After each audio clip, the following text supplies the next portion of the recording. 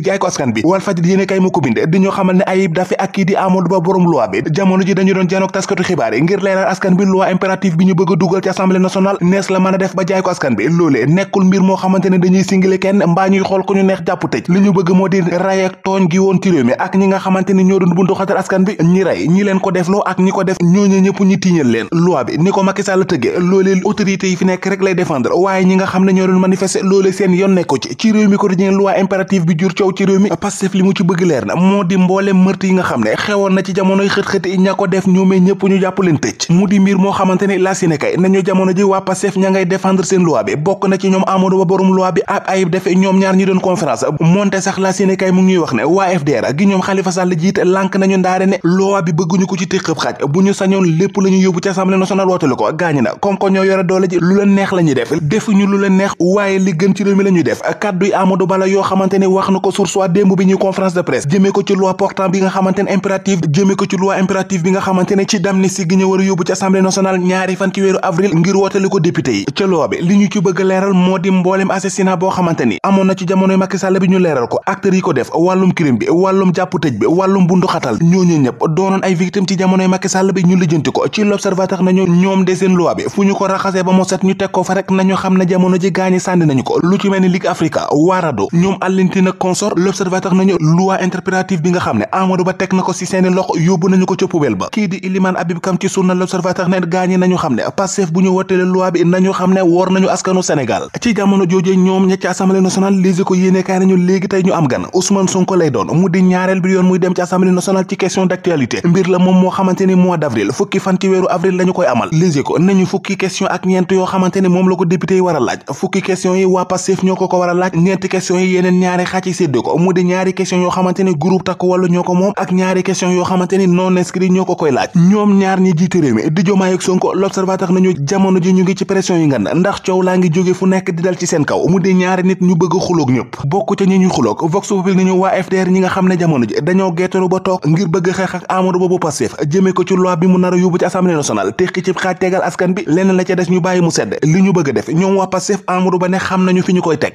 keneen ku député yi war a nekk ci mbiram tey moo di Tafa Diop Moustapha Diop maire bu Louga journal su soi nañu moom député bi levé immunité parlementaire am yàggatul ndax ginnaaw commission ad hoc ba ñu ko sampal ba déglu ko tey ji diggam ak Tabaski Ngom ci mbirum 700 millions yi ñu koy toppee ba pôle judiciaire financier nekk ci ay tànkam ba bëgg si milu malaanu kirlaayam tey la ci député yu assemblée nationale di sëgg meneen njuuj njaaj moo xamante ni jamono ji waa pôle judiciaire financier bëgg nañu mu leer tax na jamono ji fédération Sénégal décraté ñoomee ñëpp la ñu bóob l'observateur nañu arrestation yoo xamante ni mu ngi mel ni tudleeg màlle muy président ba muy secrétaire général ba muy trésorier ba ci trésorier adjoint ba ñooñee ñëpp buub nañu leen yóbbu pôle judiciaire financier la leen ko yóbbe moo di wàllum escroquerie sur les deniers publics buub ak ngar dajjoo alalu askan bi nga xam ne ñoom kase moomuñu ko ci jamono jooje mbir mu doy waar moo xew ca Toulouse ga ca France libération di ñu xamal ne benn sénégalais bu am fanweeri ak ñeent la ñu faat waa ji Mamadou Bassirou Sow lu tudd lu yoonam nekkul ca la ñu ko faatee benn soxna bu am juróom fukki at dafa màndi nag duggoon ci supermarché am ku mu fa joteeg maanaam jote fa caissier bi génn dem këram wuti ngandaay di ñëw dajeeg Mamadou Bassirou Sow jam ko paaka laata ñu ko yóbbu hôpital moom sénégalais bi